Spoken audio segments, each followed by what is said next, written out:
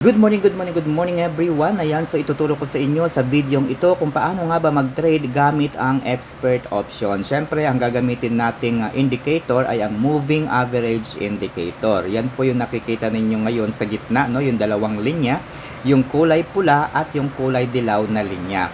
Paano po mag-trade gamit ang moving average indicator na ito? Kapag nag-cross the line po ang dalawang linya at nakita ninyo na pataas pareho mga kaibigan, saka po natin pipindutin ang buy button. Okay? Dahil nakita po natin pataas pareho, yung kulay dilaw at pula, pinindot natin ang sell, therefore nanalo po tayo. Yan. So, nakikita po natin pataas po pareho uli. Pipindutin natin uli ang buy button, no? Tingnan natin kung tatama yung prediction natin and tumama na naman po tayo. Ganyan lamang po kadali mga kaibigan ang tumaya dito sa expert option gamit po ang moving average indicator. So ipaliliwanag ko sa inyo guys kung paano nga ba natin iintindihin ang moving average indicator na ito.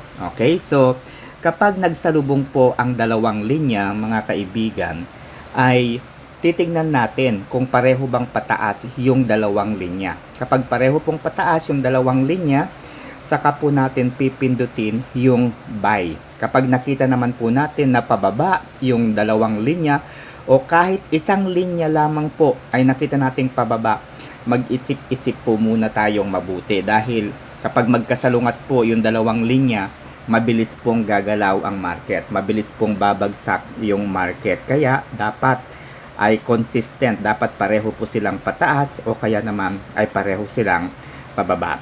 Sa susunod na video natin mga kaibigan ay ang RSI indicator naman. Okay? So nasa link ang description ng